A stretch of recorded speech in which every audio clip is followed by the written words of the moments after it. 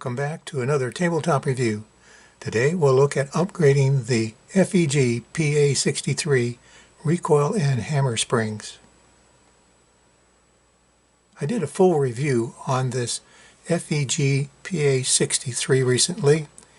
It's a great little Cold War Walter PPK clone from Hungary, but there are two major complaints about the PA-63. First, it has a heavy double action trigger pull, and second, there are felt recoil and reliability problems with +P ammunition. The good news is that there are affordable aftermarket replacement recoil and hammer springs offered by Wollf Gunsprings.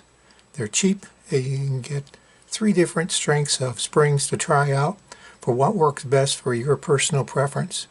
Perhaps as important, they're fairly simple to change out yourself. And that's the purpose of this video. We're going to try out these Wollf Gunspring recoil and hammer springs to tune this little gun for improved performance. Of course, these are strictly personal preference issues, but if you prefer a lighter double action trigger pull, for example, it's good to know that options are easily available for the FEG PA-63. Now, before we go any further, let's make sure that we've cleared this gun.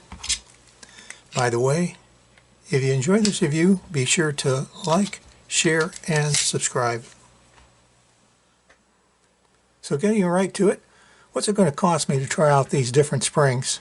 That's the good news. An assortment pack of upgraded hammer springs from Wollf Gunsprings will run about $9.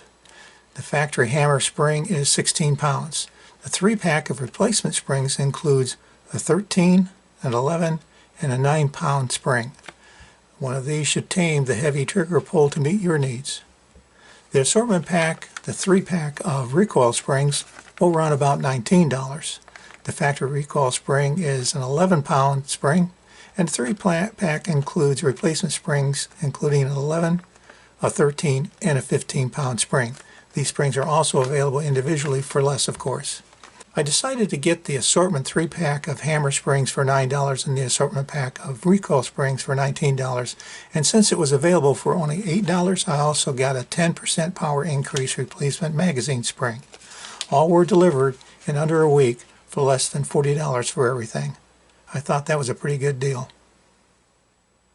Now, it's my understanding that for the PA-63, the hammer spring is the most popular upgrade, so that's what we'll be looking at first. Again, the factory hammer spring is 16 pounds. This assortment pack has a 9, an 11, and a 13-pound spring. And I've been told that the most popular hammer spring choice has been the 11-pound spring. I thought I'd just try them all to see what works best for me. You might think that the weakest spring, the 9-pound hammer spring, might be the more popular strength, but as I said earlier, it's actually the 11-pound hammer spring that's been more popular, and I've been told that that's because the 9-pound spring might be just a little too light, resulting in light primer strikes. We certainly don't want that, but we'll go ahead and try them all out. As for the recoil spring, the 3-pack includes a factory 11-pound spring as well as a heavier 13 and 15-pound spring. Now, since the idea is to reduce felt recoil, you might think that the 15-pound spring would be the most popular. However, since the stronger the recoil spring, the heavier the slide racking becomes. At 15 pounds, charging the slide can become heavier than many people can actually handle. So the more popular choice has actually been the 13-pound recoil spring, which reduces recoil noticeably, yet remains manageable. But to satisfy my own curiosity, again, I'm going to try all of these springs to see what I think. So let's get started with the hammer spring. Now, to be honest, I prefer a double single action trigger on my everyday carry. That's one of the reasons that the PA-63 makes a pretty decent carry weapon. I prefer to carry with one in the chamber, the safety off, and the hammer down. So a heavier first trigger pull is part of the safety system for the gun. As such, it needs to have a bit of resistance.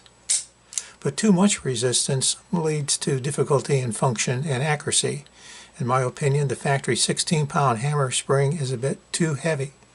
Let's begin with the next in strength spring, the 13-pound spring, and then we'll go to the 11 pound spring, and finally the weakest, the 9-pound spring, and see what we get.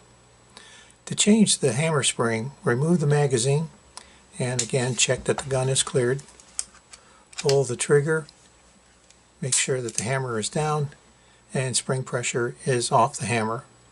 Next, remove the grips.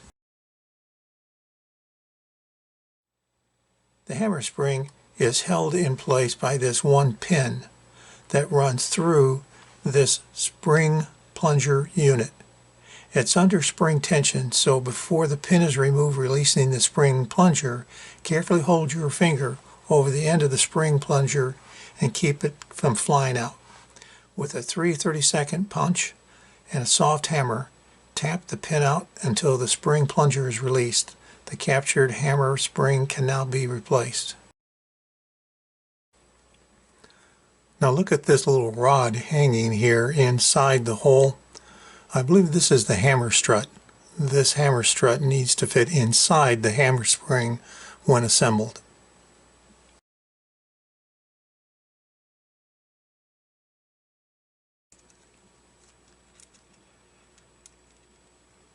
Like that.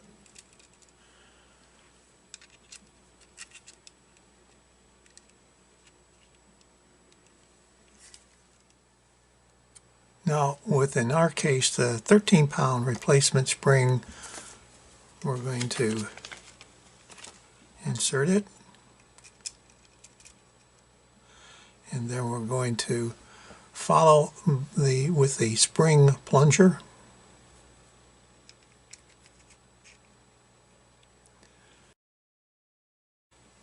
Twist the spring plunger back and forth to align the hole so that the pin can be inserted and the pin replaced.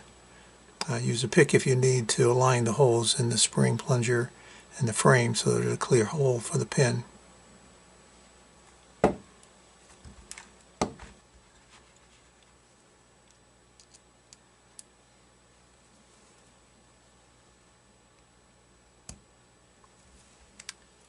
And then tap the pin home.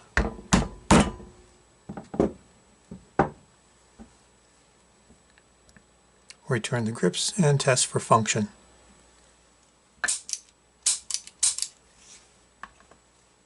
Well, this is the 13-pound hammer spring, and I can feel the difference. It's really noticeably lighter. Well, let's move on and see how the 11-pound spring feels.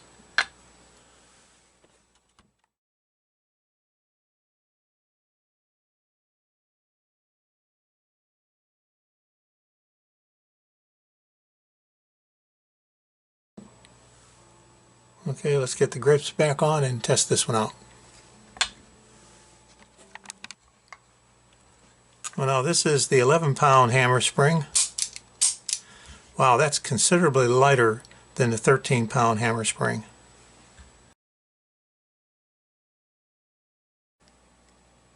Now let's move on to the lightest, the 9-pound hammer spring. Now, this is the final spring. It's the 9-pound spring, and we'll get it lined up here, get it pinned in, and then we'll try it. Okay, so this is the 9-pound hammer spring. Let's give it a try. That's very light. In fact, that's actually almost too light for safe carry. So I think I'll go back to the 11-pound. That actually wasn't too bad.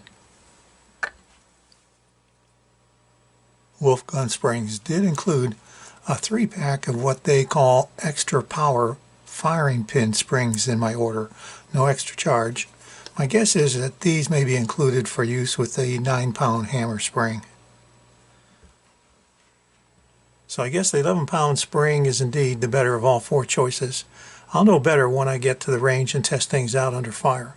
I can always change these springs out easily enough. And to be honest, I may actually go back to the 13-pound hammer spring. It was a noticeable improvement over the 16-pound factory spring and still provided that heavier pull for safe carry. Next, we'll take a look at recoil spring options. To change out the recoil spring, simply remove the slide and remove the recoil spring from the barrel. and replace with an upgraded spring. Remember that the small end of the spring goes on the barrel first. Return the slide to the frame and test for function. This changeout is simple, quick, and easy. The testing for function here requires firing the pistol with a +P or personal defense round to check out the felt recoil differences. That means a trip to the range. Good thing the recoil spring changeout is fairly simple. Normally I shoot target rounds because they're easier to find and cheaper by half the cost of defensive rounds. This PA-63 isn't my everyday carry weapon, but I like to have it available for self-defense. For me, that means loaded with Hornady 95 grain critical defense rounds in 9x18 9mm Makarov. So that's what I plan to use for this test. Unfortunately, my supply was getting low, and I had a little trouble finding Hornady critical defense Makarov rounds locally. Most online suppliers had them on back order, so there was a bit of delay for a range test until I was able to get a couple of boxes. Meanwhile, I could test the slide pull resistance. In my opinion, the factory 11-pound recoil spring already presents a fairly stiff pull on the PA-63. As such, the idea of a stronger recoil spring isn't an appealing one, but easy enough to test out. I'll admit, I usually cheat a little by cocking the hammer before I charge the slide, making the pull considerably lighter.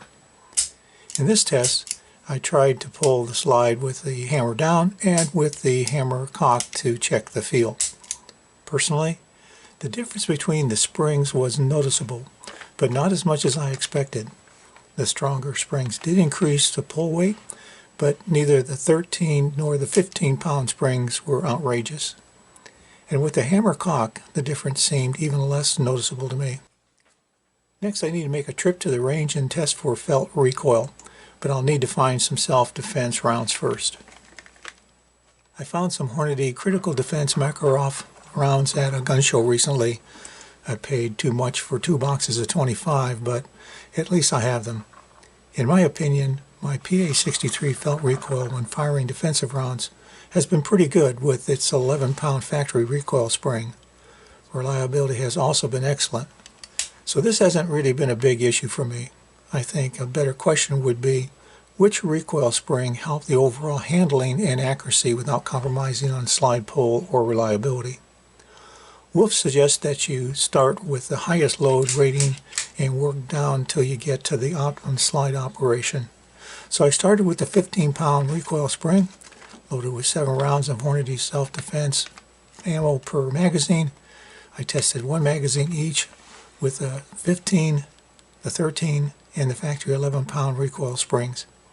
I set the target at 25 feet, which is my standard training distance.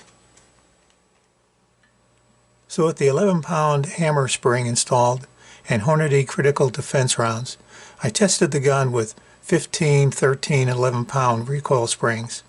Comparing the handling of my PA-63 with the 15-pound Wollf Gunspring installed, I certainly could feel a lighter recoil compared to the factory 11-pound spring. To be honest, the slide pull difference was only noticeable to me if the hammer was down, and didn't seem all that worse with the 15-pound recoil spring. My accuracy was very good and the muzzle lift seemed reduced. With the 13-pound recoil spring, overall everything still felt pretty good, but my accuracy seemed to drop off a bit.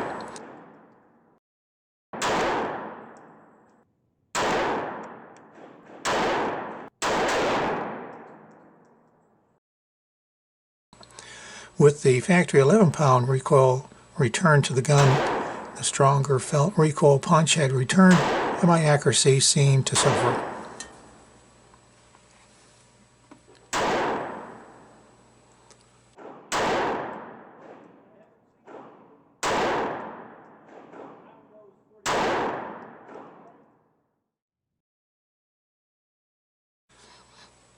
Well, there's little doubt that the 15-pound recoil spring reduced the felt recoil when shooting defensive rounds.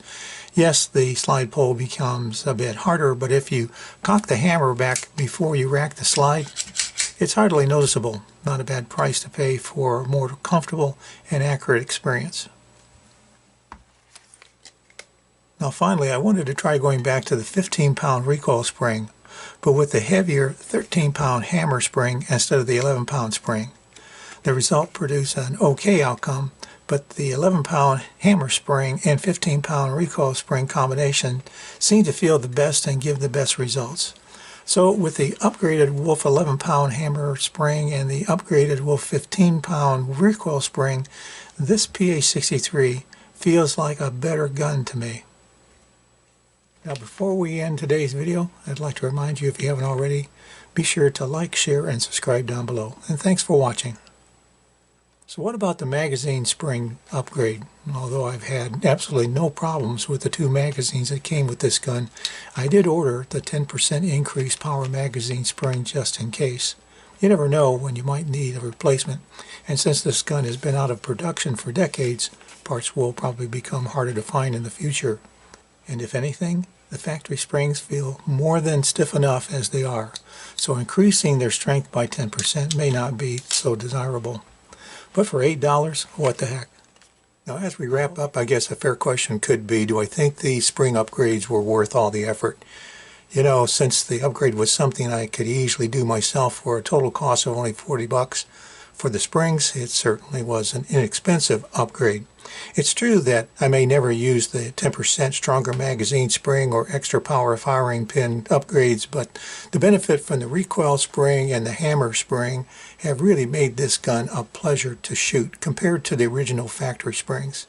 So yes, overall, the springs were worth it, and I'm glad I got the assortment packs to try out for myself, all the different options. Another question might be, what did I learn? You know, I'll admit, I was surprised at the outcome. I hadn't expected the differences that these spring changes made to the function of this gun, and really didn't expect the effect on my performance. Yes, the difference in my accuracy between the 11-pound and 13-pound hammer springs might have been marginal when you compare the target results, but the difference has remained consistent, so I'll stick with the 11-pound spring. It may be slightly lighter than my double-action trigger pull on my everyday carry SIG 232, but it's still acceptable enough for safe carry in my opinion. I liked this PA-63 when I first got it, but now with these spring upgrades, it's obviously an even better gun. Now I hope you found this review to be useful, and remember, any weapon you carry is better than the one you left at home. Thanks for watching. Hope you'll be back for my next tabletop review. Until next time, stay safe.